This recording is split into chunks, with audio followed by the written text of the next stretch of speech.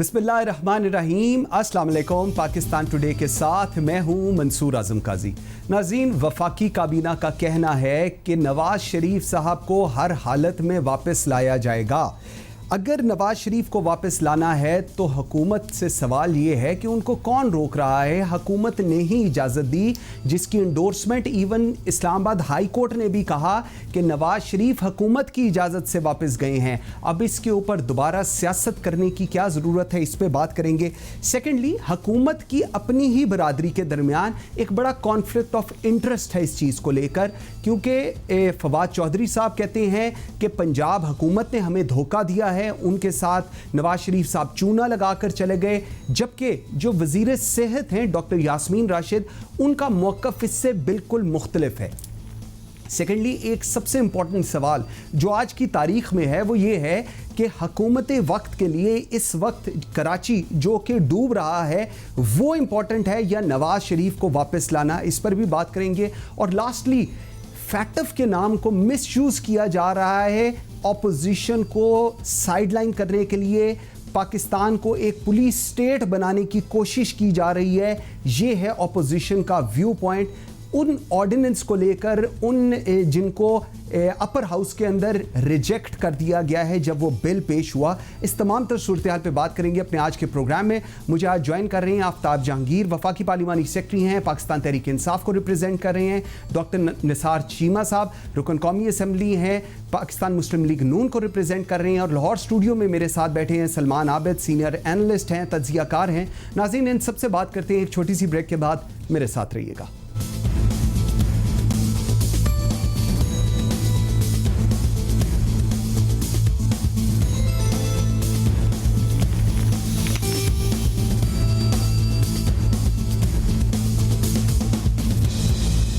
Welcome back after the break जी। नाज़रीन, मेरे साथ हैं डॉक्टर निसार चीमा, आफ्ताब जहांगीर साहब और सलमान आबिद साहब जी। आप सबका बहुत शुक्रिया। आफ्ताब भाई, बात का आगाज़ आपसे करता हूं। पहले मुझे ये बताइएगा, क्योंकि हुकूमत के लिए शायद इस वक्त कराची से ज़्यादा नवाज शरीफ को वापस लाना मकसूद है। आप इस वक्त कराची के अंदर हैं और जो इस वक्त कराची की हालत है वो पूरा मुल्क देख रहा है। आप थोड़ा सा हमें पहले कराची पे बताइएगा, उसके बाद जी हम नवाज शरीफ साहब पर भी आते हैं। इस वक्त मैं अपने हल्के के अंदर हूँ और अगर मैं आपको दिखा सकता तो आप देखते कि मैं किस वक्त किस सूरत हाल के अंदर हूँ। कमर कमर तक पानी है, तमाम कराची शहर तबाह हो गया है। आज बड़ी शदीद बारिश हुई मुसलसल 3-4 घंटे, जिसने पूरे कराची का नक्शा तब्दील करके रख दिया है। लोग जो है बेघर हो चुके हैं, लोगों के पास लोगों के अमलाक का बेइंतहा नुकसान हो चुका है। और वो अब लोग इस हद तक पहुंच गए हैं कि वो कहते हैं कि जी जो भी उन्हें कोई मुंतखब आदमी नजर आता है तो वो उसको जो है वो काट खाने को दौड़ते हैं। तो क्योंकि ये जो सूरत हाल है ये कोई आज 2-1 साल की नहीं है, ये पिछले 15-20 साल की सूरत हाल है, क्योंकि कराची का इंफ्रास्ट्रक्चर पूरा तबाह बर्बाद हो चुका है। और मैं अपील करता हूँ आपके प्रोग्राम की तवज्जो से प्राइम मिनिस्टर ऑफ पाकिस्तान से कि प्लीज खुदारा कराची के पर इमरजेंसी कॉल की जाए, कराची को आफतज़दा करार दिया जाए और कराची को जो है उसके मामलात को देखा जाए फौरी बुनियाद पर, वरना बहुत बड़ी वबा जो है वो बीमारी की सूरत में भी फूटने का अंदेशा है। तो ये इस वक्त मंसूर भाई कराची का तो बहुत बुरा हाल है। अल्लाह ताला कराची पे खुसूसी करम करे, रहम करे। आप सबसे दुआओं की दरखास्त है। आफ्ताब भाई, अभी एनडीएमए ने भी उस चीज़ का चार्ज लिया है। हमने देखा चीफ ऑफ आर्मी स्टाफ ने फौज को भी कहा है कि वो कराची को एड्रेस करें इश्यूज़ को और वहाँ पर लोगों को रिलीफ मुहैया की जाए। लेकिन बारिशों का सिलसिला इस तरह का है और सच्ची बात जो ये आप बिल्कुल ठीक फरमा रहे हैं, वहाँ पर जो काम है वो शायद उस तरह नहीं हुआ, क्योंकि हम बहुत सारे कराची के अलावा जो बाकी के ज़िले हैं उनकी भी सिचुएशन देख रहे थे। वहाँ पर भी बिल्कुल लोगों के माल मवेशी वगैरह सब कुछ पानी में बह गया हुआ है जी। देखिए मंसूर भाई, आप यकीन करें कि एनडीएमए और ये देखिए मसला ये है कि ये वो सूरत में तो हम कर सकते हैं उनके साथ बैठ के कि जी कि जहां पर मुश्किलात पेश आए वहां पे हम पाक फौज से मदद लें। फॉर एग्जांपल जैसे इंक्रोचमेंट है, नालों के ऊपर इंक्रोचमेंट हुई है। इवन ये कि सरकारी अफसर तक ऑफिस जो है वो नालों पे बने हुए, मसाजिद नालों पर बनी हुई है। आप मुझे बताएं कि कैसे ये सूरत हाल सही हो सकती है? ये नहीं हो सकती। बहुत जब वो ये उसी सूरत में होगी कि जब सब सर जोड़ के बैठेंगे। मैं हमेशा ये कह रहा हूँ कि जी इसके अंदर जो है जितनी समाजी मजहबी सियासी जमातें हैं कराची से, जो भी कराची को ओन करती हैं, कराची का स्टेक रखती हैं, उन्हें साथ बिठाना होगा। ताकि ये कि इस मसले के ऊपर इत्तफाक राय से लोगों को जमा करके इस मसले का हल निकाला जाए। बिल्कुल तो ये इस वक्त बड़ी मुश्किल सूरत हाल में है शहर कराची, और मैं ये समझता हूँ कि इस वक्त पाकिस्तान में और दूसरे सूबों में तो दूसरी सियासत हो सकती है, लेकिन सूबे सिंध के अंदर और खासतौर पे कराची में नहीं हो सकती, सवाए रिलीफ की और कोई सियासत नहीं हो बिल्कुल सकती। ठीक है। डॉक्टर निसार चीमा साहब, आपकी तरफ आता हूं सर। कराची की सिचुएशन पे आई रियली वांट कि हम पहले एक दफ़ा इस पे बात कर लें। हुकूमत जो वफाक के अंदर है वो पाकिस्तान तहरीक इंसाफ की है, जो सिंध में पाकिस्तान पीपल्स पार्टी की है, लेकिन let's be very honest on that, एक बड़ा कैंडिड ओपिनियन भी ये है इस वक्त कि कराची और सिंध बहुत बुरे तरीके से मिसहैंडल हुआ है, और वहाँ पर इस सैलाब ने और मज़ीद इसको अयां कर दिया है वहाँ की परफॉर्मेंस जो पाकिस्तान पीपल्स पार्टी की थी। सर, एक आम आदमी की ज़िंदगी का सवाल है इस वक्त, आप इसको कैसे देख रही है जी पाकिस्तान मुस्लिम लीग नून? देखिए कई साहब, जिस तरह ब्रादर आफ्ताब जहांगीर साहब ने बात की, बड़ी दर्दमंदी के साथ उन्होंने बात की है, मैं उनसे 100% इत्तेफाक करता हूँ कि वज़ीर आज़म पाकिस्तान को फौरी तौर पर कराची को एक आफतज़दा इलाका डिक्लेयर करना चाहिए, और फौरी तौर पर वार फुटिंग पे एमरजेंसी में ये कि रिलीफ वर्क होना चाहिए, और उसके लिए तमाम इदारों को आर्म्ड फोर्सेस समेत सबको इन्वॉल्व करना चाहिए। मैं आफ्ताब जहांगीर साहब की इस तजवीज़ से भी मुत्फिक हूँ कि तमाम लोगों को, सियासी मजहबी जमातों को इकट्ठा करके एक जगह बिठाना, ये ज़ाहिर है हुकूमत की जिम्मेदारी है, उनको बिठा के तमाम मसाइल का एक देर पा हल तलाश करना चाहिए। देखिए ये है कि ये कोई पूरा जो ड्रेनेज सिस्टम है कराची का, ये सबकी समझ में आ चुका है कि ये बिल्कुल टोटली ये जो है कि इट्स कंप्लीट फेलियर, ये मुकम्मल तौर पे चौक हो चुका है। कोई ऐसे जैसे ड्रेनेज सिस्टम है ही नहीं है, बारिशों का सामना कर ही नहीं सकता ये ड्रेनेज सिस्टम। तो ये है कि नए सिरे से बेशुमार चीज़ें जो करनी पड़ेंगी, इंक्रोचमेंट्स जो है वो ख़त्म करनी पड़ेगी, नालों को असर न और तामीर करना पड़ेगा, और बेशुमार किस्म के जो ड्रेनेज से मुतल्लिका जो मसाइल हैं उनको हल करना पड़ेगा। मैं देखें, बात यह है कि आफ्ताब जहांगीर साहब तो वहाँ पे मौजूद हैं, सच्ची बात यह है कि हमारे जज्बात उनके साथ हैं, हमारी दुआएं उनके साथ हैं। अल्लाह करे कि वो जल्द अज जल्द कराची के अवाम जो है इस आफत से, इस मुसीबत से, इससे निकले। बहुत बड़ा चैलेंज है। और ये दूसरी बात ये है कि देखें, इस वक्त ये उन्होंने सही कहा कि कराची के मसाइल के हवाले से कोई सियासत नहीं होनी चाहिए। तीन बड़ी पार्टी जिन्होंने कराची के अवाम ने जिन पे एतमाद का इजहार किया, वोट दिए, पाकिस्तान पीपल्स पार्टी है, PTI है और MQM है, तीनों स्टेक होल्डर्स हैं, तीनों कराची के अवाम के सामने अकाउंटेबल हैं। और इनमें से दो का अलायंस भी आपको पता है फेडरल गवर्नमेंट में, ये PTI और MQM का। और ये बल्दियाती जो सारा सिस्टम है, ये तो मुद्दत से MQM के पास है। और ये सारा जो थे गलियां, ड्रेनेज सिस्टम, ये उनकी जिम्मेदारी थी। बिल्कुल ठीक कह रहे हैं। इस वक्त हम ये ब्लेम गेम में नहीं पढ़ना चाहते, लेकिन ये है कि पूरी कौम जो है वो बहुत इस वक्त गमज़दा है, बड़े दुख के साथ देख रही है कराची के डॉक्टर साहब। ठीक, आपका जी ठीक आपका पॉइंट आ गया। सलमान साहब, आपकी तरफ आता हूं, लेकिन आपसे सवाल से पहले चीफ मिनिस्टर सिंध मुराद अली शाह ने अभी थोड़ी देर पहले उन्होंने वीडियो लोगों के साथ बात की और उनकी एक क्लिप आई है हमारे पास, शेयर हुई है, ज़रा एक दफ़ा वो देख लें, उसके बाद मैं आपसे सवाल करता हूँ। जी, बारिश कल रात से पड़ रही है, कल शाम से बल्कि, और कंटिन्यूसली, और इतनी बारिश में ऑब्वियसली शहर में काफ़ी हालात ख़राब है। इरादे मलीर की तरफ और सेंट्रल डिस्ट्रिक्ट को भी देखूँगा, और वाटर बोर्ड वाले लोग भी साथ हैं, मिनिस्टर लोकल गवर्नमेंट भी मेरे साथ हैं। शारा फैसल पे जहाँ जहाँ ड्रेनेज के इश्यूज़ अभी हैं वो मैं देख रहा हूँ। पीछे भी एक जगह थी, इधर भी ये जो PF का बेस है उसके सामने ये प्रॉब्लम है, और अभी यही पता है कि इधर ड्रेनेज सही नहीं है। ये इशू रिजॉल्व कर लेंगे इंशाल्लाह इसको। सलमान साहब, आपने सुना मुराद अली शाह कह रहे हैं कि जो सीवरेज का सिस्टम था वो अब ठीक हो गया है, तो वो जो कराची सारा डूब रहा है वो शायद मुराद अली शाह साहब को नज़र नहीं आया, लेकिन वो कह रहे हैं कि जिस जगह पर वो स्पेसिफिकली खड़े हैं वो कह रहे हैं कि यहाँ से ठीक हो गया और ट्रैफिक भी गुजर रही है, सो मतलब it's all good to go. Do you agree? बात यह है, अभी हमारे दोनों दोस्तों ने ठीक कहा है, कराची में कई दहाइयों से सिर्फ सियासत हो रही है, गवर्नेंस नहीं हो रही, चाहे उसमें पीपल्स पार्टी, चाहे उसमें MQM, और चाहे अब PTI, और चाहे हमारे साबका फौजी हुकूमतें। सब ने कराची के नाम पर सियासत की है और अपना कब्जा जमाने की कोशिश की है। और ये जो कराची है ये कोई 1-2 साल में इस हालत में नहीं पहुंचा, जैसे आफ्ताब साहब ने कहा कई दहाइयों के बाद कराची यहां पहुंचा है। वजह क्या है? वजह बड़ी सिंपल सी है मंसूर साहब के हमारे यहाँ जो मेगा सिटीज होते हैं ना, उनको डील करने का जो मास्टर प्लान होता है कराची का, वो किसी के पास नहीं है। चाहे वो लोकल गवर्नमेंट्स आई हैं, प्रोविंशियल गवर्नमेंट्स आई हैं, फेडरल गवर्नमेंट्स हैं, किसी के पास कराची का कोई मास्टर प्लान नहीं है। एक बात, और जहां से दिल किया उसने वहां कब्जा किया है और उस कब्जे की बुनियाद पे कराची के निजाम को चलाने की कोशिश की है।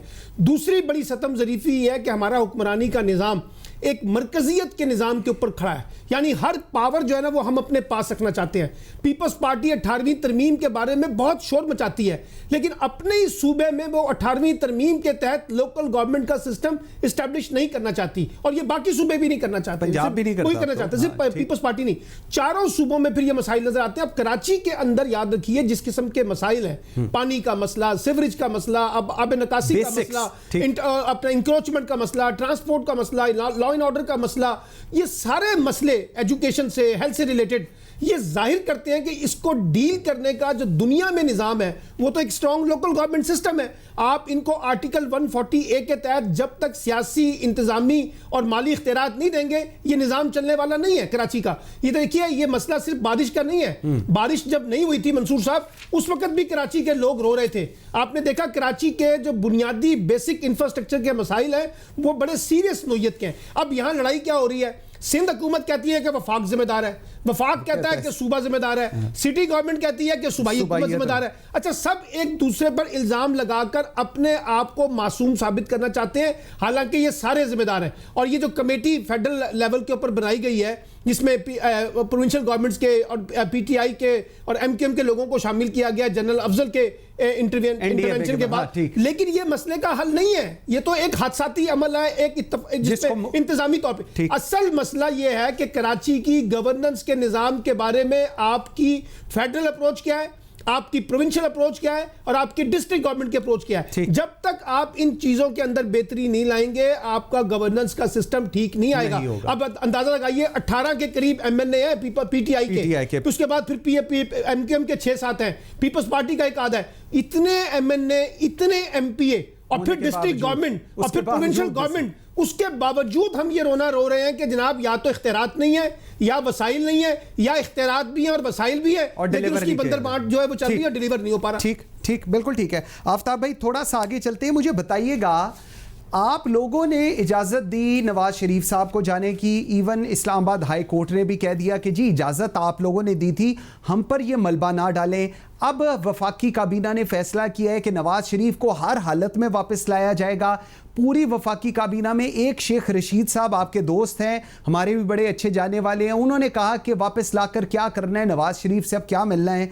लेकिन इस सारी सिचुएशन में जो एक नई तो नहीं मैं कहूँगा, लेकिन एक बड़ी ऑकवर्ड सिचुएशन ये है, फवाद चौधरी और कुछ फेडरल मिनिस्टर्स का एक व्यू पॉइंट फ़र्क है और वो सारा मलबा पंजाब की हुकूमत और डॉक्टर यास्मीन राशिद पर डाल रही हैं। ये क्या माजरा हो रहा है? अच्छा देखें मंसूर भाई, मसला ये नहीं है। देख, मैं आपको एक ईमानदारी की बात बताऊं कि मैं तो माजी की बात नहीं करता, मैं तो आगे की बात करता हूं। आगे की बात ये है कि जो सूरत हाल उस वक्त थी, जैसे कहा जा रहा था कि जी कि मियाँ साहब की तबीयत बहुत खराब है, खुदा ना खास्ता मेरे मुंह में खाक, अगर कोई 1 घंटा भी कुछ ऐसा गुजर गया तो पता चलेगा, कुछ बड़ी खबर आ जाएगी। तो इस तरह की जो सूरत हाल थी, तो ह्यूमैनिटेरियन ग्राउंड्स के ऊपर हुकूमत ने एक फैसला किया, अदालत की फैसले की रोशनी में, कि अदालत में एक फैसला दिया, हुकूमत ने उसको पर अमल किया और शहबाज शरीफ साहब ने जमानत ली कि अदालत में कि जी मैं अपने भाई को तंदुरुस्त होने के बाद लेकर आ जाऊंगा वापस। अच्छा, अब ये वहां चले गए। जाने के बाद क्योंकि जो सूरत हाल थी, यहाँ तक कहा जा रहा था कि वो तो चल भी नहीं सकते हैं, पता नहीं उनके लिए स्पेशल ट्रेन आएगा, क्या होगा। बहरहाल वो जब गए तो माशाल्लाह तंदुरुस्त थे जाते वक्त भी, लेकिन चले क्योंकि वो एक तय हुआ था और उस पर हुकूमत ने एक ह्यूमैनिटेरियन ग्राउंड पे फैसला किया और वो चले गए। अब जब चले गए तो फिर उसके बाद कुछ दिन तक तो डॉक्टर अदनान साहब आते थे, बाहर खड़े होकर ब्रीफ कर रहे होते थे, ये मतलब ये सूरत हाल है।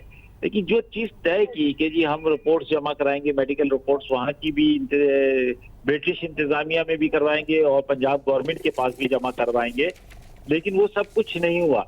लेकिन हल्के हल्के माशाल्लाह सेहतमंद भी हो गए, कॉफी भी पीने लग गए, वॉक भी करने लग गए और फिर कारोबार में भी शिरकत हुई और फिर अब जो है जो सियासी तौर पर भी अमलन वो एक्टिव हो गए। बिलावल भुट्टो से भी उनकी बात हुई है, रहमान से राब्ते में, अपने दूसरे लोगों से राब्ते में शुरू हो गए।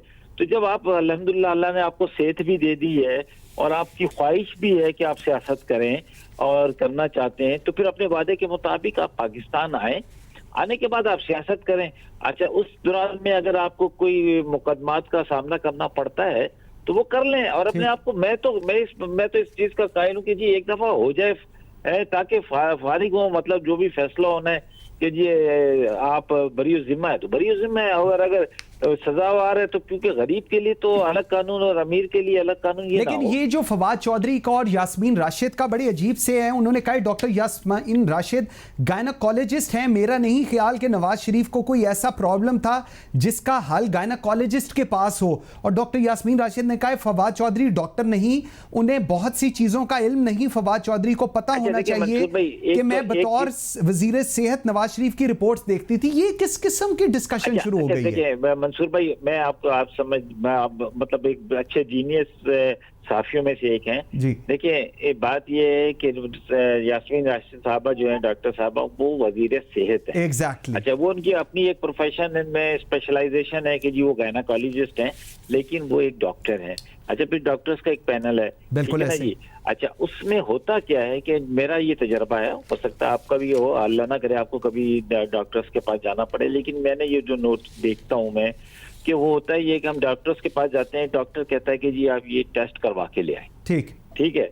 अब वो जब टेस्ट आते हैं, उस टेस्ट की रोशनी में डॉक्टर्स जो हैं वो दवाई तजवीज करते हैं, इलाज तजवीज करते हैं, जो भी उसका तय होता है वो करते हैं।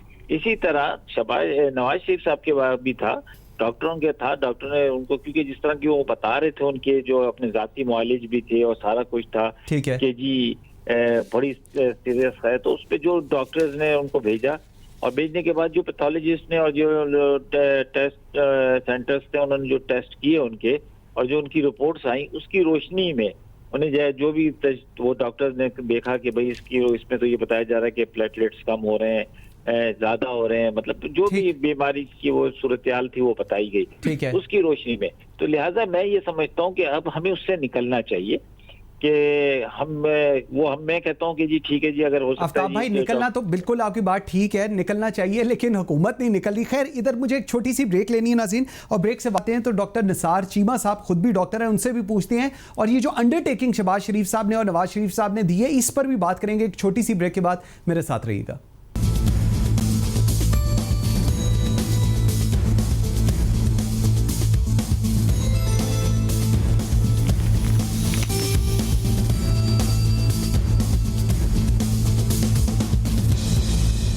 Welcome back after the break. जी डॉक्टर निसार चीमा साहब, सर आपने आफ्ताब जहांगीर साहब की बात सुनी, अंडरटेकिंग, सबसे इंटरेस्टिंगली जो अंडरटेकिंग है मैं वो उसको पढ़ के, आप एक तो डॉक्टर हैं, ज़रा वो भी बताइएगा। उसके अंदर जो इंपॉर्टेंट चीज़ है उन्होंने लिखा है कि I Mian Nawaz Sharif son of late Mian Mohammad Sharif CNIC number फलां फलां hereby undertake to return to Pakistan as per my past record to face the process of law and justice within 4 weeks or as soon as I am directed healthy and fit to travel back to Pakistan by my doctors। तो sir वो my doctors जब कहेंगे तभी मियाँ साहब आएंगे, उससे पहले तो नहीं मियाँ साहब आने लगे। डॉक्टर साहब क्या कह रहे हैं इस पे आप? जी कई सब गुजारिश है, मैं आपका ये बड़ा अहम सवाल जो है इसकी तरफ आने से पहले सिर्फ एक आपकी इजाज़त, सिर्फ एक फिक्रा बोलना चाहता हूँ। ये जो कराची के मसाइल के हवाले से सिर्फ एक फिक्रा कि देखिए सिस्टम बड़े अहम होते हैं, लेकिन हमारे जैसे जो मुल्क हैं, डेवलपिंग कंट्रीज, जहाँ भी सिस्टम पूरी तरह इस्टेब्लिश नहीं हुए, इदारे पूरी तरह उस तरह इस्टेब्लिश नहीं हुए, मैच्योर नहीं हुए, वहाँ अफराद पे बहुत कुछ डिपेंड करता है। It is the man in the chair who matters. हमारे जैसे डेवलपिंग कंट्रीज में आई एग्री 100%। कई साहब बदकिस्मती से कराची में लोकल गवर्नमेंट को नेमतुल्लाह खान के बाद कोई अच्छा लीडर मिला ही नहीं है, और ये उनके बाद कोई काम हुआ ही नहीं है। सच्ची बात ये है, अल्लाह करे कि वहाँ ये है कि कोई अच्छे कायद आए, लीडर आए जो लोकल गवर्नमेंट को जो मुयसर आए, ताकि वहाँ के आवाम जो है वो सुख का सांस लें। ये सब जिम्मेदारी है फेडरल गवर्नमेंट की, प्रोविंशियल गवर्नमेंट की और लोकल गवर्नमेंट की, ये मसाइल हल कर। ठीक गुजारिश ये है जो आपने फरमाया, जी देखें मियां नवाज शरीफ के सेहत के हवाले से जो कुछ हुकूमत कर रही है, ये देखें जनाब आफ्ताब जहांगीर साहब जैसे चंद लोग तो एक मैं समझता हूँ इस्तिस्ना है ना, वहाँ पे एक्सेप्शनल केसेस में ये शुमार होते हैं, जो बड़े फराख दिल हैं, बड़े ये है कि हकीकत पसंदाना उनका तजिया होता है। बाकी ये है कि बाकी हुकूमत जो है उसकी तो जो हर पॉलिसी, हर स्टेटमेंट उनके बेशतर तर्जुमानों की जो है वो तो रवायती तंग नजरी पे मबनी है। मैं तो कहता हूँ कि ये जो है ये सिर्फ यानी ये कि ये सिर्फ तंग नजरी नहीं है, बल्कि तमाम तर इस्लामी अखलाक की मशरकी रवायात और उनकी जो अखलाकी कदरें हैं उनका भी मजाक उड़ाते हैं ये लोग। जिस तरह आपको याद है कि बेगम कुलसूम नवाज की बीमारी का जिस तरह ये लोग मजाक उड़ाया करते थे, मियां साहब की बीमारी का मजाक उड़ाते रहे। हालांकि जिस तरह आपने कहा और आफ्ताब जहांगीर साहब ने फरमाया कि देखें सरकारी मुलाजिम थे डॉक्टर जिनकी रिकमेंडेशन पे वो गए, बिल्कुल ऐसे महमूद यार साहब की सरबराही में जो बोर्ड था, फैसल सुल्तान शमसी साहब बिल्कुल ठीक कह रहे हैं, कोई मुस्लिम लीग नून के वो डॉक्टर नहीं थे, सरकारी मुलाजिम थे पंजाब गवर्नमेंट के, और उनकी रिकमेंडेशन पे गए मियां साहब, अदालत की इजाजत के साथ गए। अब ये है कि जब देखें बात ये है कि वहाँ हालत ये है कि वहाँ बड़ा कोई सीरियस मरीज भी हो, हम कहते हैं डॉक्टर के बतौर डॉक्टर मैं समझता हूँ कि डॉक्टर्स की राय होती है, डॉक्टर की ख्वाहिश होती है कि ये जल्दी ये चले फिरे, मोबाइल हो, हम खुद कहते हैं कि भाई थोड़ी बहुत वॉक करें, बाहर निकलें। मियाँ साहब जब वॉक के लिए बाहर निकलते हैं तब भी इनको एतराज़ होता है, तब भी तंग नजरी पे मबनी इंतहाई अफसोसनाक इनके स्टेटमेंट्स आते हैं। कहीं चलते चलते राह जाते किसी रेस्टोरेंट में बैठ के चाय का कप पी लें, फिर भी इनको एतराज़ होता है। किस कदर ये है कि अफसोसनाक बल्कि शर्मनाक ये तर्ज अमल है, किस तरह हमारी अखलाकी कदरों की किस तरह ये तौहीन करते हैं। डॉक्टर साहब एक और चीज, डॉक्टर साहब एक और जी डॉक्टर साहब आपसे ही सवाल है, एक और चीज़ मुझे बताइएगा। अभी फेडरल मिनिस्टर ने पाकिस्तान तहरीक इंसाफ के सरवर खान साहब, पहले उन्होंने पीआईए के ऊपर एक स्टेटमेंट दी जिसके बाद पीआईए का पूरा भट्टा बता दिया गया है। अब उन्होंने ये तक कहा है, ये स्टेटमेंट आई है which is very unfortunate and we condemn it, कि मियां नवाज शरीफ और ये करप्शन के केसेस के अंदर तो वाजिबुल कत्ल, इस तरह तक उन्होंने बात की है। आपको लगता है कि ऐसी स्टेटमेंट्स अगर हम इवन लीगल फ्रेमवर्क में भी देखें, ये कहीं पर इवन यूके के अंदर इस सारी सिचुएशंस के बाद वहां की हुकूमत भी विलिंग हो सकेगी मियां नवाज शरीफ को भेजने की, जब वो ऐसी स्टेटमेंट फेडरल मिनिस्टर से सुनेंगे? जी सच्ची बात है कि मुझे खुद बड़ा दुख हुआ है। देखें गुलाम सरवर खान साहब मेरे लिए तो बड़े मोहतरम हैं, लेकिन बड़ा ही अफसोसनाक ये जो है, ये जो कुछ हुआ है, जिस तरह की स्टेटमेंट्स, देखें ये कोई वाजिबुल कत्ल है या नहीं है, ये फैसला करना अदालतों का काम है।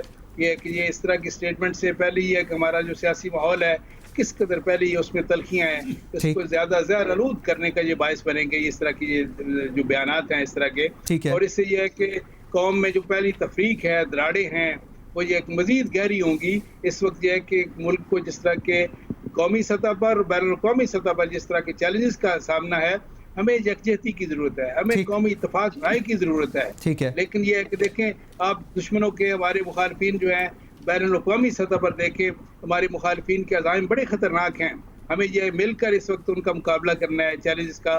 कश्मीर के मुसलमान जिस हालत में हैं, जिस अजाब से गुजर रहे हैं, वो हमारी तरफ देख रहे हैं और हम क्या कर रहे हैं, एक दूसरे को कुफर के फतवे, एक दूसरे को वाजिबुल कत्ल, ये किस कदर अफसोसनाक सूरत हाल है। डॉक्टर साहब बिल्कुल ठीक है, मुझे ज़रा आगे चलने दीजिएगा। सलमान साहब मुझे एक तो इस चीज़ पे बताइएगा, अब ऐसी स्टेटमेंट जो हुकूमत की तरफ से आ रही हैं, अपोजिशन की तरफ से आ रही हैं, आइंदा कोई डॉक्टर किसी सियासतदान का इलाज नहीं करेगा, नंबर 1। उसके बाद जो सिम्टम्स हैं उन्होंने कहा जी वो भी फज हुई हैं, उन लेबॉरेटरीज और उन टेक्नीशियंस ने फज की हैं। और नंबर 3 प्लेटलेट्स जो थे, कौन चाहेगा कि प्लेटलेट्स डाउन हो जाए, नाक से खून आ जाए। ये सारी वो स्टेटमेंट्स थी जो इन डॉक्टर्स ने, जो बेस्ट डॉक्टर्स हैं, फैसल सुल्तान, शमसी साहब, इन सब ने खुद दी। इसका एंड कहाँ पर हो रहा है? देखिए पहली बात तो बड़ी वजाहत से ले लें कि नवाज शरीफ साहब जाने के लिए यहाँ से जब गए ना, वो आने के लिए नहीं वहाँ पे गए, मतलब जो शेख रशीद वाली स्टेटमेंट। बात बड़ी सिंपल सी है ना। हाँ। एक मुश्किल वक्त है ना। हाँ। मैं भी होऊंगा तो मैं मुश्किल वक्त जो है वो पाकिस्तान में बैठने की बजाय बाहर बैठूंगा। नवाज शरीफ साहब अपनी ख्वाहिश के साथ अपने बीमारी की बुनियाद के ऊपर बाहर गए, एक बात। दूसरी बात यह कि इस पे PMLN भी सियासत कर रही है और PTI भी सियासत कर रही है। अब 8 महीने के बाद PTI को ख्याल आ गया नवाज शरीफ साहब को वापस लाने का। वजह क्या बनी है?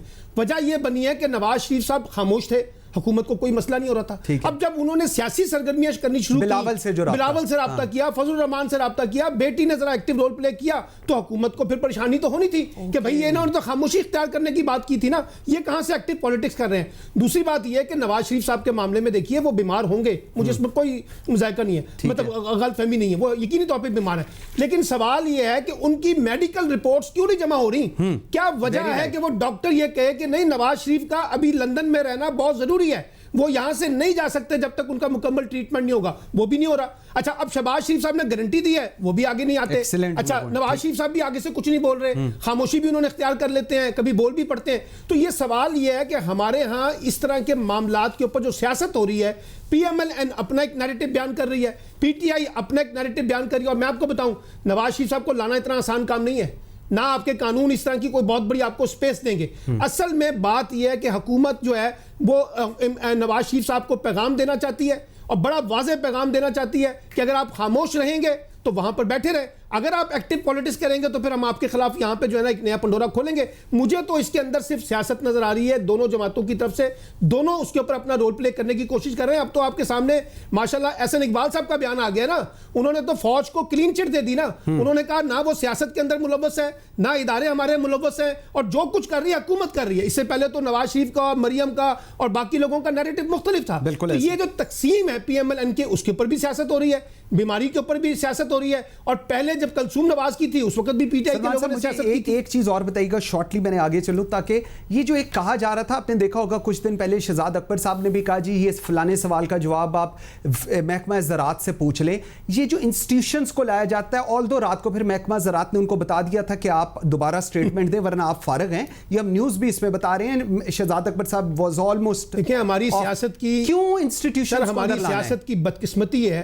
कि हम अपने ज़ाती मफाद, अपने इक़्तिदार के मफाद, अपने जमाती मफाद की बुनियाद के ऊपर इदारों को मलाइन भी करते हैं और इदारों का इस्तेमाल भी करते हैं। अच्छा, कभी हमें वो इदारे बहुत ज़्यादा सूट करते हैं तो हम उनकी हमायत में बड़े बड़े बढ़ चढ़ के बयान देना शुरू कर देते हैं, और अगर वो हमें इदारे सूट नहीं करते, हमारे खिलाफ खड़े होते हैं, तो हम उनके खिलाफ एक और काम करना चाहते हैं। हमारे यहाँ अहले सियासत को भी ये समझना चाहिए कि इदारों को इंगेज करने का मकसद जो है वो जमहूरियत और सियासत को मजबूत करना नहीं होता, बल्कि आप खुद इदारों को मुतनाज़ा बनाने की कोशिश करते हैं। और इसी तरीके से इदारों को भी सीखना चाहिए कि वो अपने आप को डिस्टेंस रखें इन पॉलिटिकल फोर्सेस से, ताकि वो भी अपनी एक न्यूट्रलिटी जो है उसको मेंटेन कर सकें। बिल्कुल ठीक है। आफ्ताब भाई थोड़ा आगे चलते हैं, मुझे बताएं ये मनी लॉन्ड्रिंग के नाम पर ऑपोजिशन कह रही है कि आप लोग पाकिस्तान को एक पुलिस स्टेट बनाना चाह रहे हैं, जो कि हम लोग नहीं बनने देंगे। जब आपने हमारे से वोट लेना होता है तो हमारे साथ होते हैं, और जिस वक्त हम आपके हक में वोट दे देते हैं तो आप लोग हमें बुरा भला और गालियां निकालते हैं। इवन सेनेट के अंदर भी ये डिस्कशन हुई, इस पे क्या कहेंगे आप? अच्छा देखिए मंसूर भाई, बात पता है क्या है कि जब हम असेंबली में होते हैं तो हमें ये चाहिए कि जी जो भी बिल आए उसके ऊपर डिस्कशन करने के बजाय हमारी दोनों तरफ से होता है कि हम एक दूसरे के ऊपर शुरू हो जाते हैं, और उससे वो जो उसके ऊपर डिस्कशन है वो एक तरफ रह जाती है और वो एक सूरत-ए-हाल लड़ाई की सी बन जाती है। बिल्कुल ठीक। देखिए बाज चीजें, बाज बिल, बाज मामलात ऐसे हैं कि जो पार्टियों से बालातर हैं, जो कौम के और मुल्क के मफाद में, हमें चाहिए कि उस पर कोई कंप्रोमाइज ना करें। हमें नफा नुकसान के बगैर हमें जो है कि जी हमें पार्टी को नुकसान होगा या फायदा होगा, जो वो काम करना चाहिए जो पार्टी मुल्क के लिए मैं समझता हूँ कि मुनासिब है। अब ये बिल थे जो कौमी असेंबली में पास हुए और उसके बाद सेनेट में जाने के बाद वो रिजेक्ट हुए, लेकिन उस पे हेयरिंग ही नहीं हुई, रिजेक्ट नहीं हुए आफ्ताब भाई, उस पे हेयरिंग ही, उन्होंने हेयरिंग ही पोस्टपोन कर दी। द बिल इज देयर, उस पे हेयरिंग नहीं हुई जी। डिस्कशन जी पहले ये मुस्तरद कर दिए गए थे, लेकिन अब दोबारा उसने किया। लेकिन मैं जो आपको बताऊं कि इसके अंदर अगर आप उस दिन की कार्रवाई को आप देखें तो उस दिन की कार्रवाई ये थी कि जनाब नून लीग वाले बात करना चाह रहे थे या जो भी उनका मौक़िफ़ था, लेकिन पीपल्स पार्टी वाले एक तो उनकी अक्सरियत बहुत कम और खामोश थे। लेकिन जब वो वहां पर सेनेट में जाते हैं और वहां पर जाके फैसल जावेद या कोई भी बात करता है और उसकी बुनियाद के ऊपर वो बायकाट भी करते हैं और जो उस बिल के को मुस्तरद करते हैं।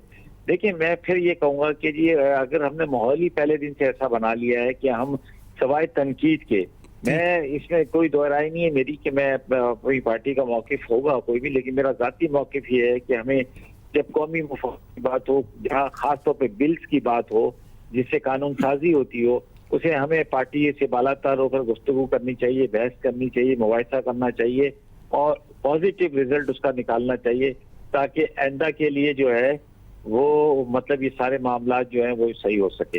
लेकिन ऐसा होता हुआ नजर नहीं आ रहा। ठीक, अच्छा डॉक्टर साहब मुझे एक चीज बताएं, आप लोगों को ये क्यों लगता है, स्पेसिफिकली मैं इस वक्त पाकिस्तान मुस्लिम लीग नून का मौकफ चाहूंगा आपसे, क्यों ऑपोजिशन को और PMLN को ये लगता है कि ये पाकिस्तान तहरीक इंसाफ को फैक्टफ ने नहीं कहा और ये आप लोगों को कॉर्नर करने के लिए ये सब कुछ बनाया जा रहा है? क्या चक्कर है? मैं दो गुजारिशात करना चाहूँगा। एक तो ये कि देखें FATF की जो रिक्वायरमेंट्स थी उनसे जो रिलेटेड बिल्स थे उसमें हमने हर किस्म का तावन फराहम किया है और हमने मिलकर वो बिल पास किया, आपको पता है, कौमी असम्बली में। जहाँ इन्होंने देखें जिस तरह एहतसाब के नाम पे इन्होंने बदतरीन इंतकाम की मिसालें कायम की, इसी तरह FATF के पर्दे में उसका नाम लेकर ये एक यहाँ पे इस तरह की बदतरीन डिक्टेटरशिप फस्तायत एक नाफिज करना चाहें और आवाम से उनके बुनियादी हकूक छीनना चाहें, तो उसमें हम पार्टी नहीं बन सकते। उसका हम रास्ता रोकेंगे और इंशाल्लाह ये उसमें अपना किरदार अदा करेंगे।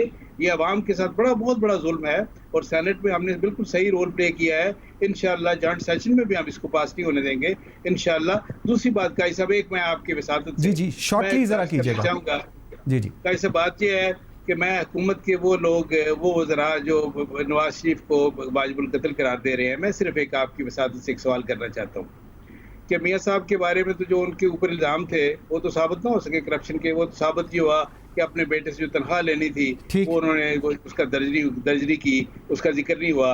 दूसरा ये है कि जनाब ये एसेट बियॉन्ड मीन्स जो अगर इसको बुनियाद बनाया जाए तो वज़ीर आज़म समेत सारी काबीना को अंदर जाना पड़ेगा, जेल में जाना पड़ेगा। लेकिन एक सवाल, क्या ये इसका और उसका मुशर्रफ का, परवेज मुशर्रफ का मुकाबला कर लें? परवेज मुशर्रफ को तो अदालत ने वाजिबुल कत्ल करार दिया है, कभी उसको भी वापस लाने का इन्होंने सोचा है? ठीक डॉक्टर साहब, बिल्कुल ठीक है, आपका पॉइंट आ गया। सलमान साहब क्लोजिंग कमेंट्स आपसे चाहूंगा। हुकूमत कहती है फैक्टफ कह रही है, ऑपोजिशन कहती है फैक्टफ ने नहीं कहा, वो कह रहे हैं नॉन कॉग्निजेबल जो ऑफेंस है उनको कॉग्निजेबल ऑफेंस बनाया जा रहा है सिर्फ इसलिए कि कॉर्नर किया जाए ऑपोजिशन को और एक पुलिस स्टेट बना जी है। क्या बड़ी सिंपल सी बात है कि पीपल्स पार्टी PMLN और खुद हुक्मरान जमात PTI के अंदर ऐसे लोग हैं जो पाकिस्तान में एहतसाब का निज़ाम चाहता ही नहीं है। और ये सिर्फ नैब को छोड़ दें, नैब से पहले कौन सा एहतसाब का निज़ाम इस मुल्क में इन बड़ी जमातों ने चलाया? बात यह है कि अगर आप पीपल्स पार्टी और PMLN की पार्लिमानी पार्टियों ने जो रिकमेंडेशन दी हैं वो निकाल लें और उसको शिक वाइज यहाँ पे पढ़ना शुरू कर दें, तो इसका मतलब है कि आप सांप के मुंह से सारा डंग निकाल दें और सांप को खोला छोड़ दें। बात यह है कि FATF की जो शराइत है उस कॉन्टेक्स्ट में पाकिस्तान को, ये नहीं कि सिर्फ उन्होंने हमें कहा है, अगर हम समझते हैं कि यहां से हमें एक और पॉइंट को ऐड करना है तो हम कर सकते हैं, क्योंकि हमें FATF के कॉन्टेक्स्ट में ग्रे लिस्ट से बाहर निकलना है। मसला ये नहीं है, मसला ये है कि हुकूमत और अपोजिशन के दरमियान जो बदएतमादी है जो एहतसाब के नाम पर शुरू हो रही है या जारी है, उसकी वजह से हम ये समझते हैं कि जनाब, अब मिसाल के तौर पे बताया 1 करोड़ से ज्यादा की जो ना करप्शन होगी तो उस पर वो नैब हरकत में आए, यानी कि 99 लाख रुपए अगर मैं लेकर डकार मार जाऊं तो नैब को कोई इख्तियार नहीं हो गया। इस तरह की चीजों से पाकिस्तान में एहतसाब का निजाम खराब नहीं हो सकता। बिल्कुल ठीक है। सलमान आबिद साहब thank you very much, Aftab Jahangir साहब thank you very much, doctor Nisar Cheema साहब थैंक यू वेरी मच जी, सबका बहुत शुक्रिया। सवाल करना और जो एसेट डिक्लेरेशन है ये हर एक की रिस्पॉन्सिबिलिटी है करना और प्रोवाइड करना, और जो ये नहीं कर रहा वो रियासत पाकिस्तान के खिलाफ जा रहा है। नंबर 1, मियां नवाज शरीफ पे जितने भी केस हैं उनको प्रूव करके उनको वापस लाना हुकूमत वक्त की जिम्मेदारी है, लेकिन उससे ज़्यादा जिम्मेदारी जो कराची इस वक्त डूब रहा है उसको लेकर सीरियस होना है। पाकिस्तान तहरीक इंसाफ, पाकिस्तान MQM और पाकिस्तान पीपल्स पार्टी इस गुनाह में बराबर के शरीक हैं अगर कराची आज तक एड्रेस नहीं हो रहा, क्योंकि ये तमाम स्टेक होल्डर्स हैं इस वक्त सिंध के अंदर। मुझे मंसूर आजम काजी को इजाज़त दीजिए, बशर्ते ज़िंदगी। आपसे मुलाकात होगी कल। अल्लाह हाफिज़।